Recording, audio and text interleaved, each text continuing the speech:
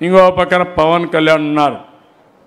ఆయన కూడా ఒకటే అడుగుతున్నాను, నరేంద్ర మోడీ గారు అన్యాయం చేశారు, కేంద్రం అన్యాయం చేసింది, మీరే ఒక కమిటీ వేశారు, 75,000 కోట్లు రావాలని ఫ్యాక్ట్ ఫైండింగ్లో మీరు చెప్పారు. అందుకే అడుగుతున్నా, మీరు కూడా సహకరించాల్సిన అవసరం ఉంది. ప్రతి ఒక్కరూ ఈ గడ్డ పైన పుట్టిన వ్యక్తి ఈ జన్మభూమి రుణం తీర్చుకోవాలి. ఏ స్థాయిలో అయినా మీరు ఉండొచ్చు, ఏ పార్టీలైనా ఉండొచ్చు. ఈరోజు మన ప్రజలకు న్యాయం చేసే బాధ్యత మీది. ఇక్కడ నీళ్లు తాగారు, ఇక్కడ ఈ జన్మభూమిలో మీరున్నారు, ఇక్కడ గాలి పీల్చారు. అలాంటప్పుడు ఈ ప్రాంతానికి రుణం తీర్చుకునే బాధ్యత ప్రతి ఒక్కరిపైన ఉంది. ఆ విషయం మీరు గుర్తుపెట్టుకోవాల్సిన అవసరం ఉంది. ఇప్పుడు కొత్తగా ఒక కార్యక్రమానికి శ్రీకారం చుట్టారు. మన ఫోన్లు కూడా ట్యాప్ చేస్తారంట. అంటే స్వేచ్ఛ లేకుండా చేస్తున్నారు, పద్ధతి లేకుండా చేస్తున్నారు. ఇది చాలా దుర్మార్గమైన కార్యక్రమం. దీన్ని అపోజ్ చేశాను. దేశంలో ఉండే అందరికంటే నేను సీనియర్ నాయకుడిగా నేను ఒకటే ఆలోచించాను. ఈరోజు నేను ఆలోచించిన విధానం చూస్తే అన్ని రాజకీయ పార్టీలను ఒక తాటి మీద తీసుకొచ్చి అందరం కలిసి 2019లో బీజేపీని చిత్తుగా ఓడించి ఇంటికి పంపించి దేశాన్ని రక్షించుకోవాల్సిన బాధ్యత మనందరిపైన ఉంది. అదే సమయంలో మీరు అడిగారు, మీరు కూడా వస్తే బాగుంటుందని కొంత అసంతృప్తి చూపించారు. నేను వస్తున్నాను అడిగితే నేను మీకు అందుబాటులో ఉండి పనులు చేస్తున్నానా, సంక్షేమ అభివృద్ధి కార్యక్రమాలు జరుగుతున్నాయంటే కొంత అసంతృప్తి ఉంటే నేను ఒకటే చెప్తున్నాను, వీలైనన్ని ఎక్కువ సార్లు వస్తాను. ఇక్కడ ఉన్నప్పుడు నాకు చాలా ఆనందం. అదే సమయంలో నేను ఈ రాష్ట్రంలో పార్టీని ప్రభుత్వాన్ని కాపాడుకోవాలి.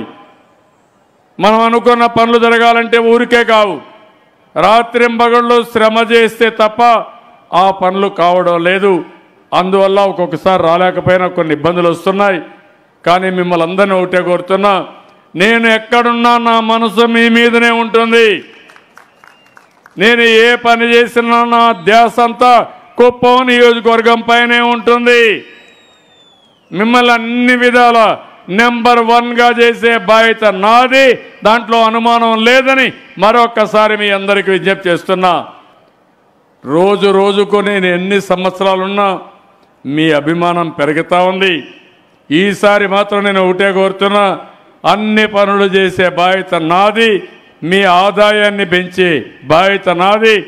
నాకు మీ దగ్గర నుంచి కావాల్సింది నిండు మనసుతో ఆశీర్వదించి పెద్ద ఎత్తున చరిత్రలో మిగిలిపోయేట్టుగా మీరు ఏకపక్షంగా సంఘీభావంతో ముందుకు వస్తామని గట్టిగా చప్పట్లు కొట్టి మీ సంఘీభావాన్ని తెలియజేయాలి. జనసేన పార్టీ ఒక ఎన్నికల కోసం రాలేదు. మేము 25 సంవత్సరాల భావితరాల భవిష్యత్తు కోసం పోరాటం చేయడానికి, వారి జీవితాన్ని మెరుగుపరచడానికి, వారికి మరింత మెరుగైన జీవన విధానం ఇవ్వడానికి మేము పనిచేయడానికి మేము ఇక్కడ ఉన్నాం. మేము లాస్ట్ కొన్ని నెలలుగా మేము తిరుగుతుంది ఈ ప్రజా పోరాట యాత్ర కానీ వీటన్నిటిలో మేము యువత ఆశయాలని, ఆడపడుచులకి ఆకాంక్షల్ని అర్థం చేసుకుని దాంట్లో భాగంగా మేము ముందుకు వెళ్తా ఉన్నాం. మేము 2014లో కొన్ని పార్టీలకు మద్దతు ఇచ్చాం.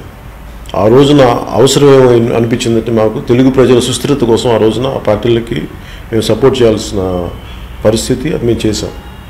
ఈ రోజున జనసేన పార్టీ సమతుల్యత కోసం 175 స్థానాల్లో మేము ఒంటరిగా పోటీ చేస్తున్నాం. మేము కలుపుకునేది కూడా ఒక వామపక్షాలను తప్ప ఇంక ఏ అధికార పక్షంతో కానీ ప్రతిపక్షంతో కానీ మేము కలిసే అవకాశాలు కానీ అలాంటి పరిస్థితులు కానీ లేవు. కానీ మేము వాళ్ళతో కలుస్తున్నామని చెప్పి ప్రతిపక్షాలు ఏమో మాకు కొన్ని స్థానాలు ఇచ్చారు అని చెప్పి రకరకాల జనసేన పార్టీ శ్రేణుల్ని వాళ్ళు ఇబ్బంది పెట్టే విధానం, వాళ్ళని కన్ఫ్యూజ్ చేసే విధానం, అలాగే అధికార పక్ష నాయకులు ప్రెస్ మీట్లో కూడా కూర్చోబెట్టి వాళ్ళు మాట్లాడే విధానం, ఇవన్నీ జనసేన శ్రేణుల్ని మనకి కన్ఫ్యూజ్ చేయడానికి, లేదంటే ఇబ్బంది పెట్టడానికి, లేదంటే మొరేలు దెబ్బతీయడానికి మాట్లాడే మాటలు తప్ప జన సైనికులకు కానీ జనసేన పార్టీ మద్దతుదారుల ప్రతి ఒక్కరికి నేను సవినయంగా విన్నవించుకునేది మనం 175 స్థానాల్లో సంపూర్ణంగా పోటీ చేస్తున్నాం. ఎందుకంటే 25 సంవత్సరాల భవిష్యత్తు, యువత భవిష్యత్తుని మా అండగా ఉండాలంటే మేము చూస్తుంది కూడా కొత్త తరం నాయకత్వం చూస్తున్నాం. మేలైన అనుభవజ్ఞులున్న రాజకీయ నాయకులతో పాటు ఎక్కువ శాతం మంది 175 స్థానాల్లో ఎక్కువ శాతం మంది యువతకే మేము అవకాశం, కొత్త వారికి అవకాశం ఇవ్వబోతున్నాం. మహిళలకు కానీ కొత్త యువతకు కానీ ఎక్కువ శాతం కొత్త తరం రావాలి, బయటికి చట్టసభలో అడుగు పెట్టాలి. మేము దీంట్లో భాగంగా మేము వ్యూహం రచిస్తున్నాం. దీంట్లో అధికార పక్షం కానీ ప్రతిపక్షం, జిల్లా స్థాయి నాయకులు కానీ రాష్ట్ర స్థాయి నాయకులు కానీ జనసేన మేము మాట్లాడేసాం, మేము వాళ్ళకి స్థానాలు ఇచ్చేసామని చెప్పి పెట్టే ఈ ప్రచారాలను దయచేసి ఎవరు నమ్మద్దు.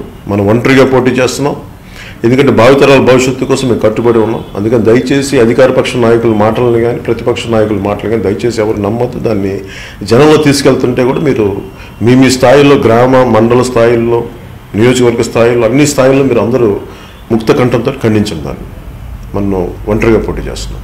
ఈ వీడియోపై మీ విలువైన కామెంట్స్ ని మాతో షేర్ చేసుకోండి. అండ్ ఇంకో విషయం, సబ్స్క్రైబ్ చేయడం మర్చిపోకండి.